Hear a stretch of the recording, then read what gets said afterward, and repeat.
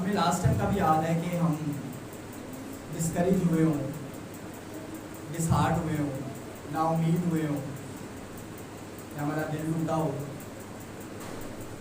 हम सबकी लाइफ में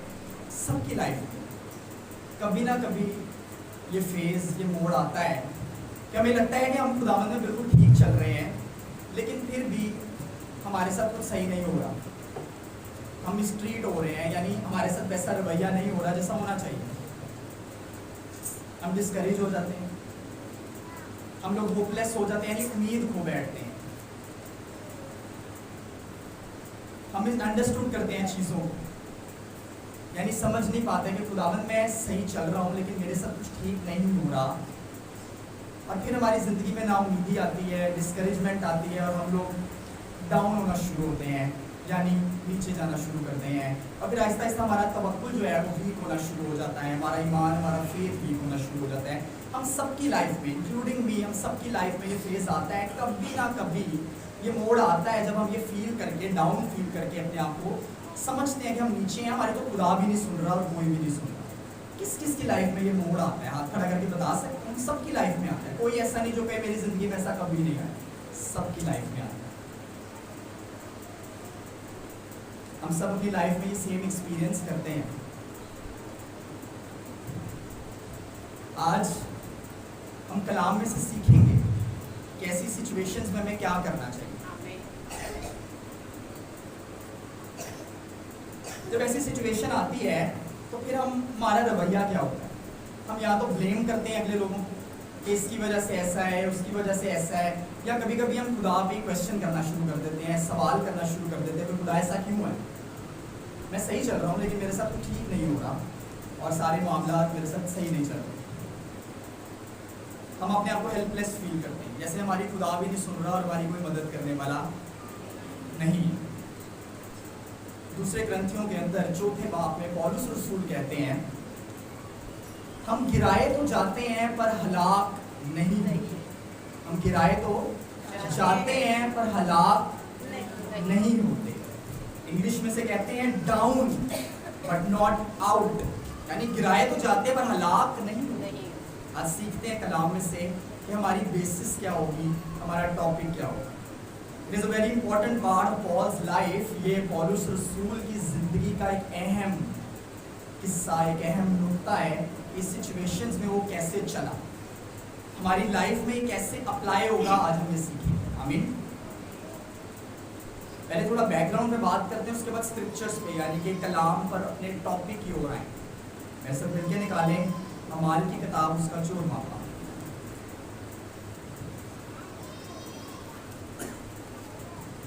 अमाल उसका 14 चैप्टर 14वां बाब, और हम 8वीं आयत से पढ़ेंगे।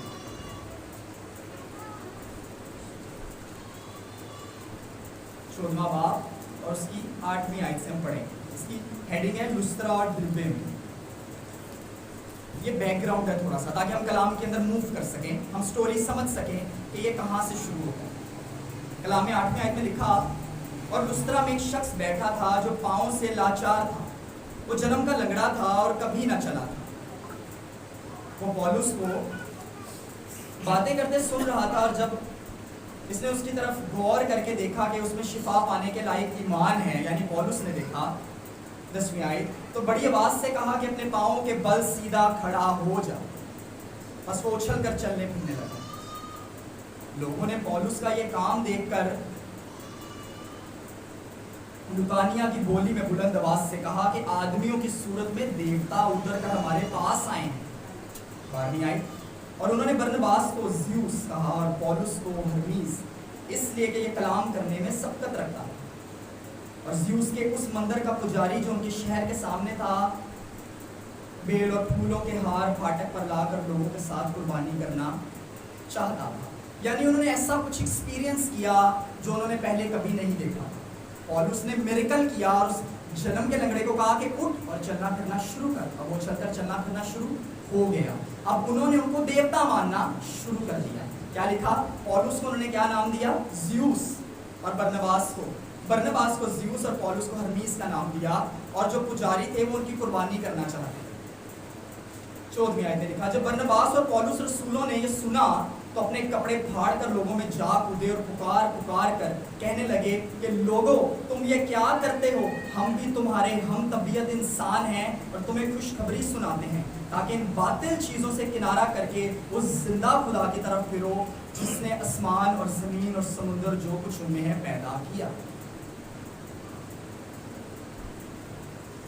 इसके बाद अगर हम नीचे 21वीं आयत में आए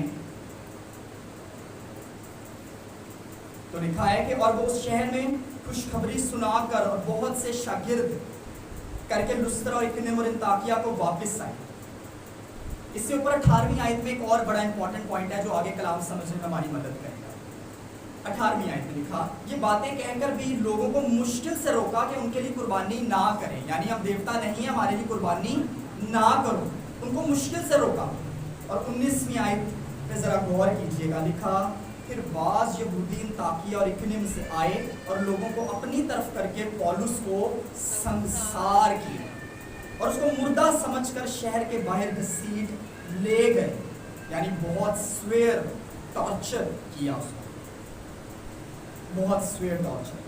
कलाम में लिखा उसको संसार किया, उसको मुर्दा समझकर शहर के बाहर घसीट ले गए, यानी पथराव किया, उस पर ईंटें फेंकी, उसको मारा। और जब उनको लगा कि ये मर चुका है, जब इनको लगा इतना मार लिया है यानी डेथ इसकी हो चुकी है, तब उसको छोड़कर घसीट कर बाहर ले गए। 20वें आयत में लिखा, मगर जब शागिर्द उसके गिरदा गिर्द आ खड़े हुए तो वो उठकर शहर में आया और दूसरे दिन बरनबास के साथ दिरबे को चला गया। और नीचे 21वें आयत में लिखा, और वो शहर में खुशखबरी सुनाकर बहुत से शागिर्द करके लुस्त्रा, इकुनियुम और अंताकिया को वापस आए और शागिर्दों के दिलों को मजबूत करते और नसीहत देते थे कि ईमान पर कायम रहो, और कहते थे जरूर है कि हम बहुत मुसीबतें सहकर खुदा की बादशाही में दाखिल हों, बहुत मुसीबतें सहकर खुदा की बादशाही में दाखिल हों, मजबूत कर।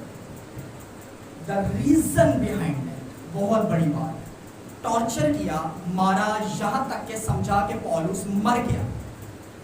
कौन सी पावर थी?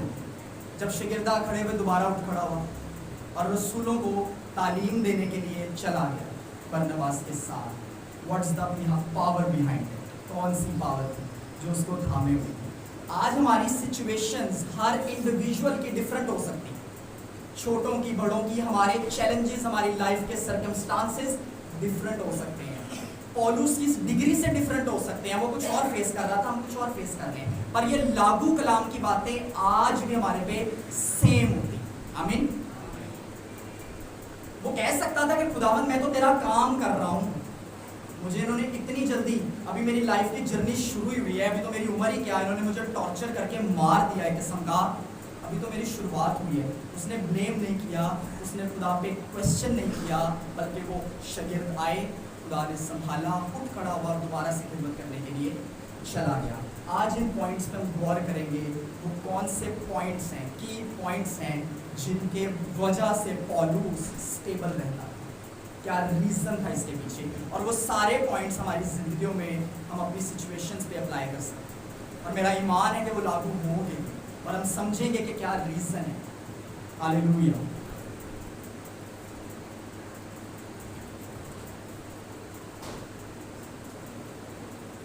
उनकी खूबी थी कि वो ओबीडिएंट थे, यानी वो ताबेदार थे, खुदा के कलाम देने में, प्रीच करने में वफादार थे।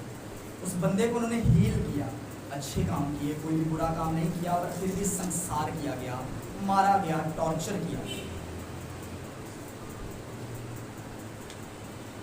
उन पॉइंट्स पे गौर करते हैं, नोट करें। पहला पॉइंट, इस पावर के पीछे जो पौलुस को संभालता है, हिज कन्वर्जन।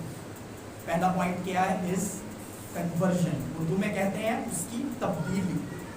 कौन सा पॉइंट था जो उसको संभाल रहा था? उसकी तब्दीली। जब हम लोग अपनी जिंदगी में डाउन होते हैं तो पहली चीज जो हमारे माइंड में आनी चाहिए, किसी भी चीज को लेकर डाउन हो, अपने आप को समझ रहे हो कि इस वक्त मेरी कोई नहीं सुन रहा और हालात मेरे अगेंस्ट जा रहे हैं जबकि मैं खुदा में सही हूँ, फर्स्ट पॉइंट जो आपके माइंड में आना चाहिए वो है आपकी तब्दीली, the point that you convert into Jesus Christ. किस किस को याद है वो पहला दिन जब उसने निजात पाई थी और उसने खुदावंद में चलना शुरू किया? किस किस को याद है? हाथ खड़ा करके बता सकते हैं? मुझे याद है, मुझे याद है वो दिन। पौलुस रसूल को वो दिन याद था, हिज कन्वर्जन, उसकी तब्दीली का दिन उसको याद था। आमीन। मुझे याद है जब मैं अपनी लाइफ के सर्कमस्टांसेस में फंसा हुआ था और सारी तरफ हमारे सिचुएशंस बहुत अजीब थी, खराब थी और खुदावंद को पहचानता नहीं था। मुझे याद है वो दिन खुदावंद अपने बंदा को लेकर आया, मुझसे कलाम किया, मैंने होली स्पिरिट रिसीव किया, मैं कलाम पढ़ना शुरू किया, कलाम मुझ में घर करना शुरू किया और मैं खुदा में बढ़ना शुरू किया। मुझे वो दिन याद है। जब आपकी लाइफ में ऐसा मोड़ आए, जब पॉइंट आए, जब आपको लगे मैं गिर रहा हूँ या मैं मिसट्रीट हो रहा हूँ या मेरे साथ वैसा सलूक नहीं हो रहा या मैं डिस्करेज हूँ, टूटा हूँ और अब लगे कि खुदा भी नहीं सुन रहा, आपको पहला पॉइंट आपके माइंड में आना चाहिए, आपका कन्वर्जन। वो कौन सा पहला दिन था जब मैंने यीशु मसीह में चलना शुरू किया? पौलुस को ये बात स्ट्रॉन्ग कर रही थी। मैं चाहता हूँ आज आप ये भेद और ये आश्वासन करें। पौलुस को ये बात स्ट्रॉन्ग कर रही थी कि खुदावंद यीशु मसीह ने उसको बचाया था। हम अमाल की किताब में थोड़ा सा पीछे मूव करते हैं और जहां पे लिखा है वो पढ़ लेते हैं। हमारी इन सिचुएशंस के ऊपर पौलुस रसूल परफेक्ट एग्जांपल है। वो अपने एक्सपीरियंस को रिकॉल कर रहा था, याद कर रहा था कि मैंने किस दिन निजात पाई, मैं किस दिन खुदावंद में चलना शुरू किया। याद रखें, जब आप खुदावंद को प्रेज करते हैं, आप वर्शिप करते हैं, इबादत करते हैं, दुआ करते हैं, तो आप गिरे हुए नहीं रह सकते। आमीन। इसलिए कलाम में लिखा गिराए तो जाते हैं, बड़ी कोशिश होगी, पर हलाक नहीं होते। आमीन। Recall your conversion. पहला दिन जिस दिन यीशु मसीह को कबूल किया, पहचान लिया, और याद करो। ये अभी पहला पॉइंट है।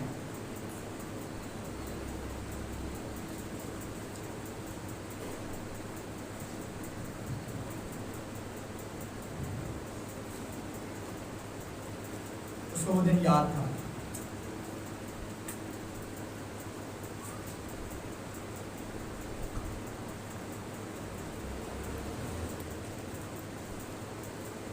जब खुदावंद यीशु मसीह ने पौलुस को कहा, क्या है पौलुस, तू मुझे क्यों सताता है?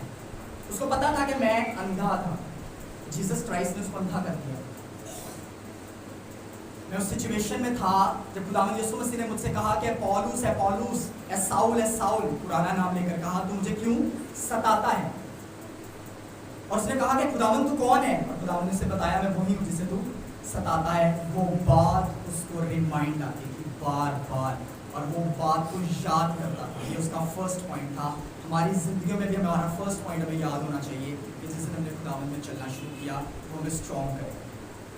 उसको तब्दीली बार बार याद आती थी कि खुदावंद यीशु मसीह ने उसको सेव किया है। और खुदावंद ने आपको इसीलिए नहीं सेव किया ताकि आप गिरे रहो, बल्कि इसीलिए सेव किया, उठो और चलना शुरू करो और खुदावंद में बढ़ना शुरू करो। सेकेंड पॉइंट, हिज कन्विक्शन, उसका यकीन। क्या? उसका सेकेंड पॉइंट जो उसको स्ट्रॉन्ग कर रहा था, स्टेबल कर रहा था, उसका यकीन। फिलिपियंस चैप्टर 1, फिलिपियों के खत में पहले बाब में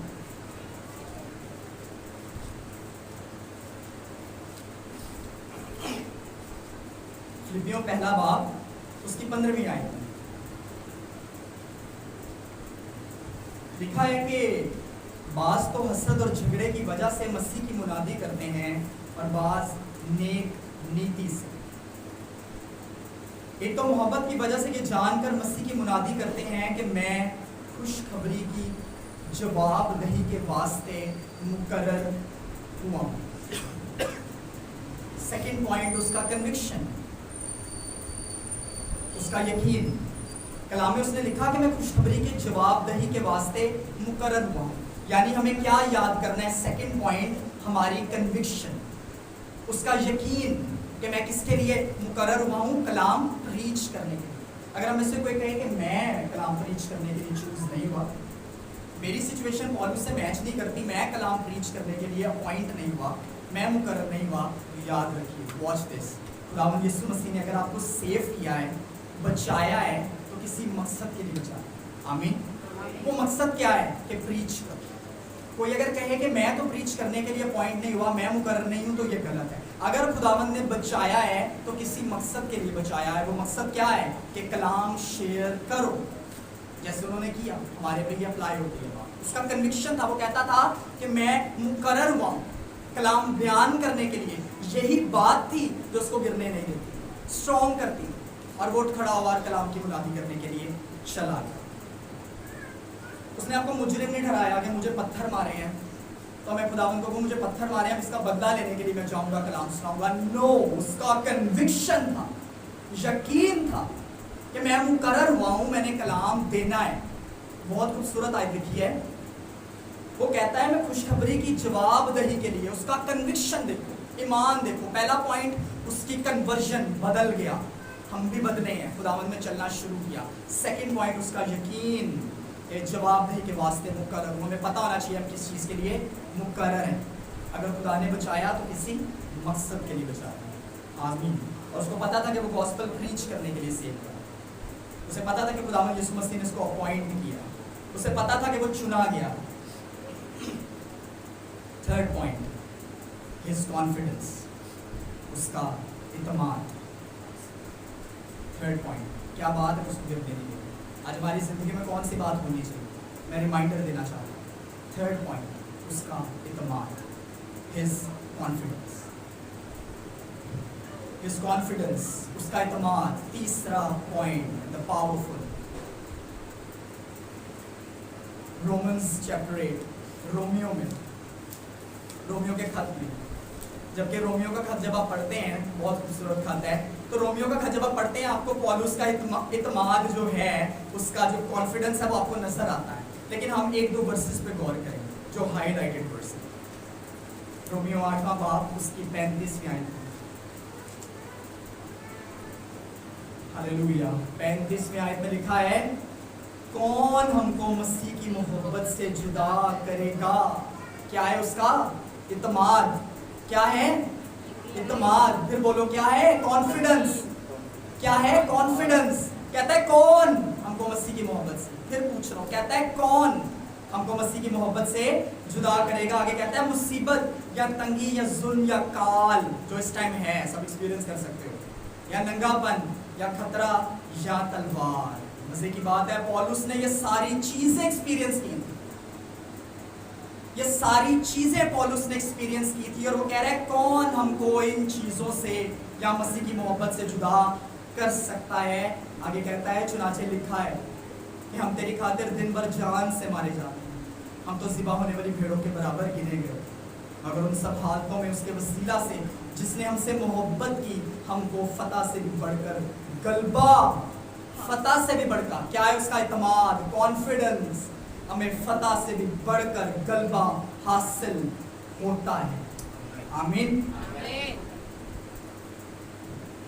कहता है क्योंकि मुझको यकीन है कि खुदा की जो मोहब्बत हमारे खुदावंद मसीह यीशु में है, उससे हमको ना तो मौत जुदा कर सकेगी, ना जिंदगी, ना फरिश्ते, ना हुकूमतें, ना हाल, ना इस्तकबाल की चीज़ें, ना कुदरत, ना बुलंदी, ना पस्ती, और ना कोई और मखलूक। ये कॉन्फिडेंस आज हमारी जिंदगियों में होना चाहिए। एक बंदा था किसी सेमिनार में, कहता है अगर पौलुस मर जाता, क्या कहता है, कहता है अगर पौलुस मर जाता, तो उसने तो कहा है कि जीना मेरे लिए मसीह और मरना मेरे लिए नफा। उसने तो कलाम में ये बात क्लियर की है। अगर वो मर जाता, उसको पता है कि दुनिया छोड़ता डायरेक्ट यीशु मसीह के पास चला जाता।